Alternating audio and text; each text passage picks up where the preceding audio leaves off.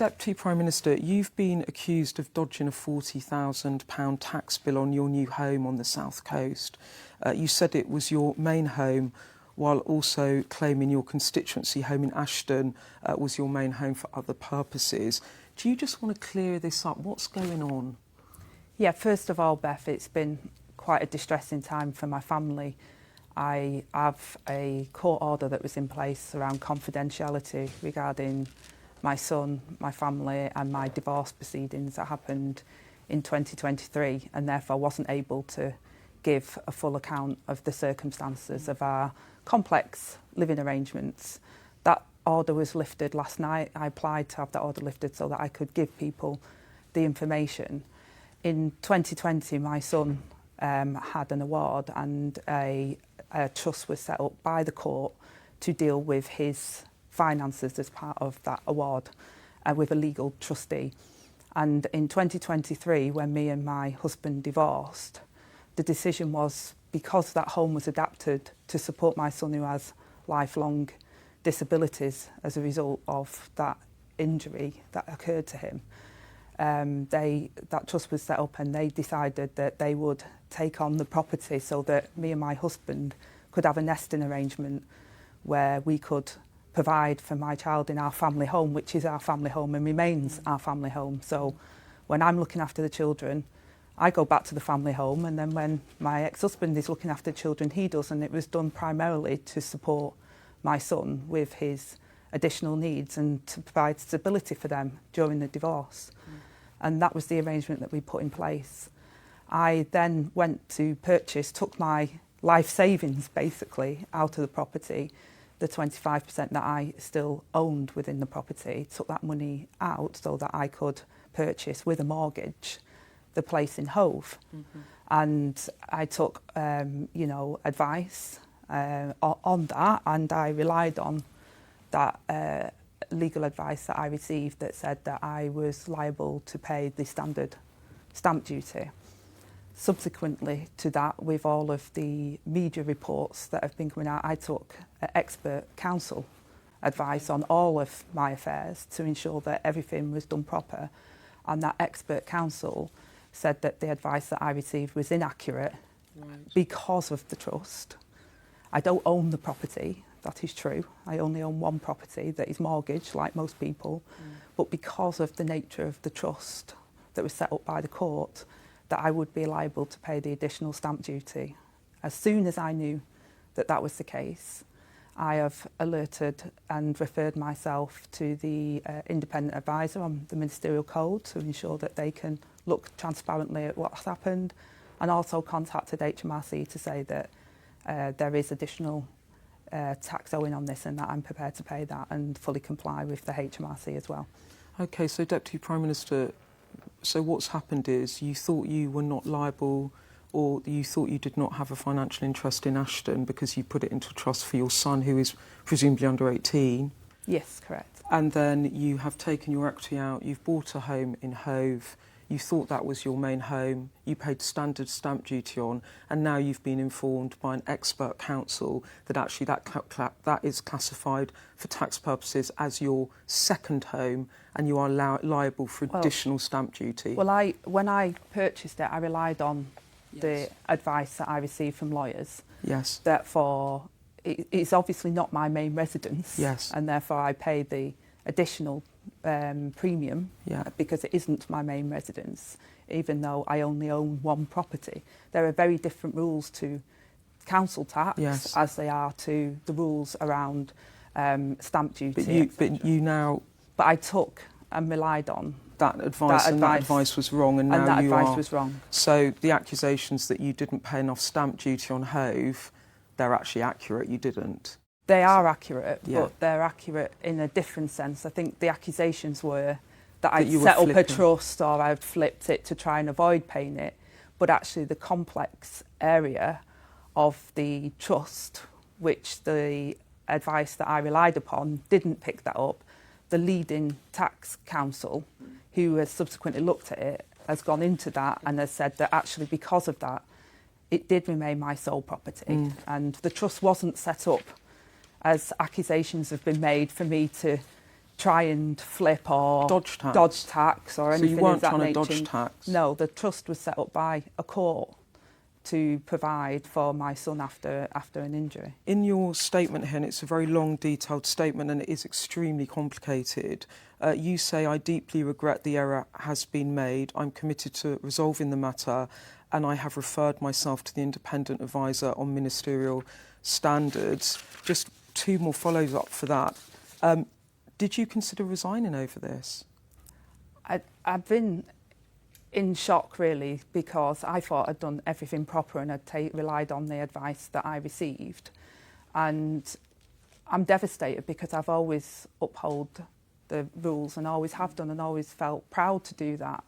I feel, that it is devastating for me. And the fact that the reason why those confidentiality clauses are in place was to protect my son, who, through no fault of his own, he's vulnerable, he's got this life-changing, lifelong conditions, and I don't want him or anything to do with his day-to-day life to be subjected to that level of scrutiny, because it's his and my ex-husband it's not fair on them. Often my family are dragged in because of what my role is and what I do, but I try to uphold the highest standards, and that's why I've referred myself, so that the independent advisor can look at everything. He can look at all of the details of what's gone on, and then he can clearly see the pattern of what's happened, and hopefully we'll be able to see that I've acted with the highest of integrity, and a mistake has been made based upon the advice that I relied on from lawyers,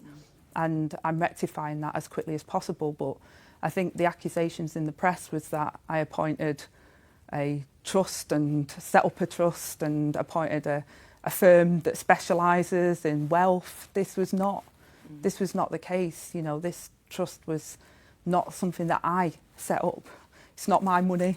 It's not money that I put into the trust. This is to safeguard my son's needs for the future after a very devastating, injury and situation that came about for him. And even just saying that now, I feel that I'm giving away information about my son that is his information. It's not for me to broadcast the challenges that my 17-year-old child has as he's navigating into adulthood, and I'm incredibly proud of him and the way that he's able to get on in life, and I feel a sense of responsibility that I'm subjecting him now to me having to explain this. But all I've tried to do is act as a parent to protect my son and to provide for him and for his needs.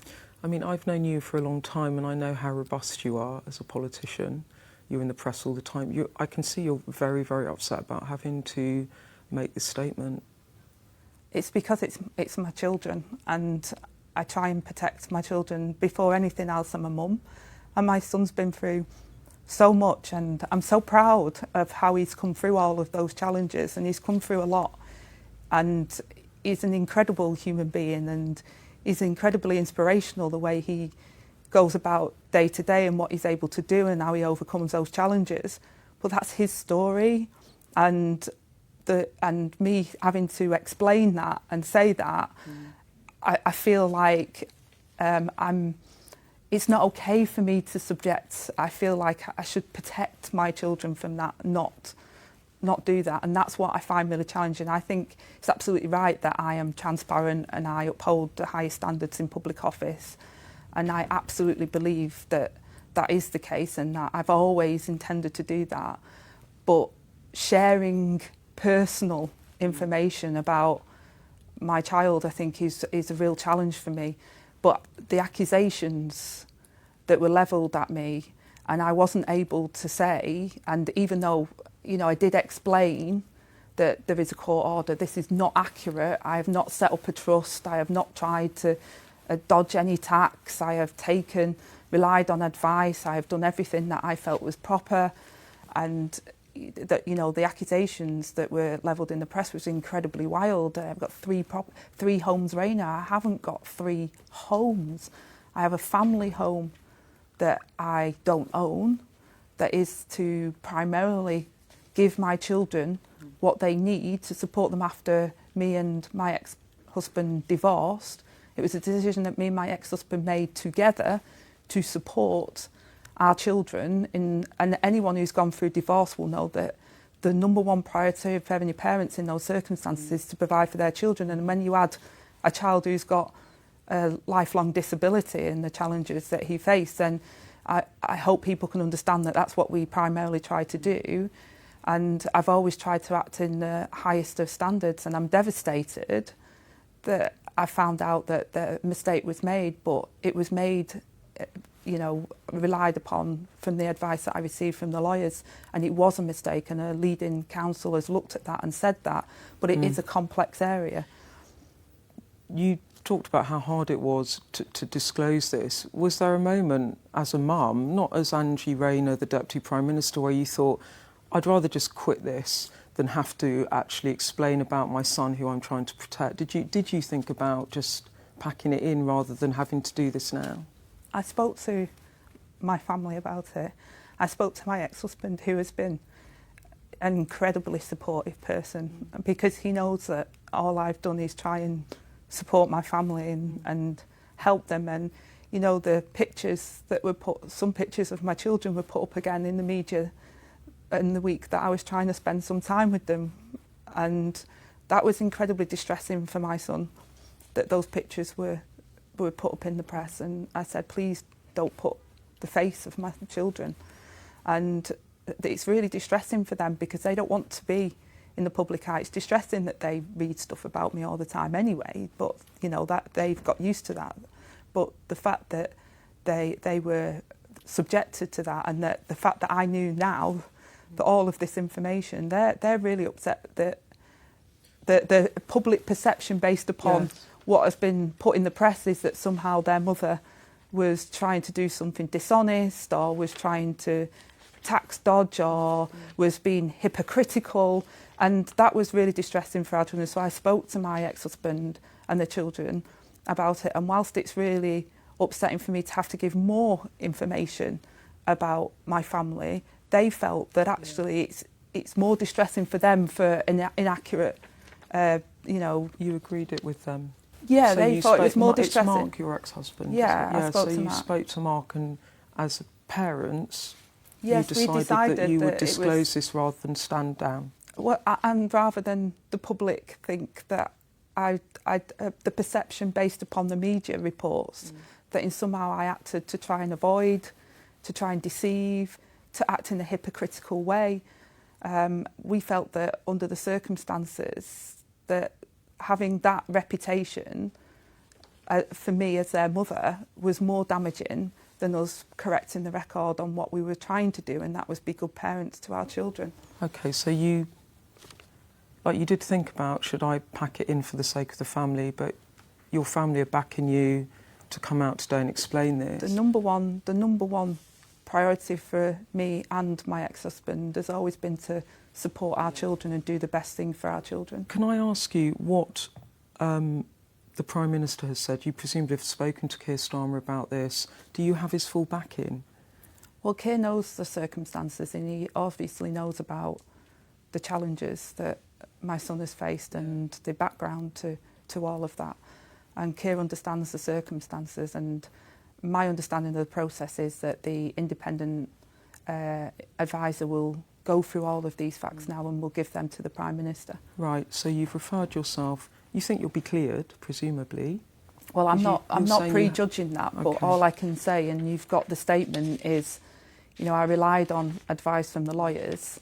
I haven't set up a trust to tax dodge or anything of that nature, or any of these accusations that were made against me, and I can clearly demonstrate the circumstances of our family arrangements. And I've read the statement, and I think any parent, especially parents watching this that have children with special needs, that obviously you want to protect your son and you want to make sure he has financial stability when he is an adult. I don't think any parents would. I think there'll be a lot of sympathy for that. I think the thing was, Beth, was that the High Court appointed a trust because my son has life-changing injuries, and the award that he received with a professional trustee, which is quite common in those circumstances, was primarily to meet the needs because of that injury. And because of the circumstances of me and my ex-husband divorcing, we have to separate our assets. Yes. That's natural Yes. in a divorce. What me and my husband and the children didn't want to do was disrupt The house. because that's their home and it is what provides for their needs. So therefore this was, the trust own the property for the children and for my son to meet his needs. And that was the focus of that. And when this goes out and when this statement goes out, because it's going to go out shortly, there will be a lot of noise around this. There's been so much noise around this already. You have faced accusations, you know this, of hypocrisy, because in the past you have called for Tory governments to build up resources to tackle tax avoidance. You said it was damaging our country in 2017. You said the public are furious with those who get away with tax avoidance while they pay. Some people will, some people will say that's you, isn't it now? Well, I never ever tried to avoid paying. It was very clear that my home is Ashton. I was very clear that Hove is a second home for tax purposes and I've paid the premium for that. I am very clear that where tax is due, people should pay it. And I relied upon the information that I received from the lawyers at the time, which a leading tax counsel has looked at and said was inaccurate. So there was no dodging of tax. I didn't set up a trust to dodge tax. I didn't try and avoid paying. I relied upon advice. I took advice, and as soon as that leading counsel said that that advice that I received was inaccurate, I have taken all immediate steps to do the right thing, and that is the right thing to do. You should pay. So just to be clear, I need to wrap it now because you've got to go to Prime Minister's questions, but just to be clear, you've referred yourself to the Standards Commissioner, you've contacted the tax revenue and said you could be liable for more tax. Presumably you deeply regret this because of potentially the fallout for you. Do you think your position, Angie Rayner, even though you've explained it, do you think it's sustainable? Do you think you can carry on as particularly Housing Minister? Well, I made a mistake based upon the advice that I relied upon, that I received at the time, and a leading expert has now said that advice was wrong. I think hopefully most people can see if you rely on advice given to you by lawyers and you follow that process and then you find out that that process is wrong and that advice was wrong, I'm rectifying it at the earliest opportunity. People make mistakes, but I conducted myself in trying to do the right thing, and I hope that people can see that. Okay. Just final thing. Do you think your position is sustainable? Do you think you can carry on in the post with this around you now? Do you think it's really damaged your brand as you're a hard grafting working class woman, you've worked your way up to the second most powerful office in the land, and now this could be construed as someone who has tried to dodge tax. Are you worried about the damage for you? Well, I'm hoping people I can set the record straight, and I've given those personal information that people can see what's happened and can see that I wasn't trying to dodge tax or any of the accusations that were pushed onto me, that I relied on advice from lawyers. That advice from lawyers was inaccurate, and as soon as I was made aware of that from the leading tax expert who we asked to look at this, I am now taking all of the steps that anyone in those circumstances who rely on advice and that advice is wrong, I'm taking the steps to correct that. So hopefully people can see that there isn't any intention to deceive, to avoid, to be hypocritical in the way in which I've conducted myself. Okay, so legally you're referring yourself, but does it pass the sniff test? I guess that's the question. Well, that will be for the advisor to look at all of the information that I've supplied to him. All right, Deputy Prime Minister Angie Rayner, thank you so much for talking to us. I can see it's not easy talking about your kids, so thank you for setting the record straight and the detailed statement. Thank you very much. Thank you.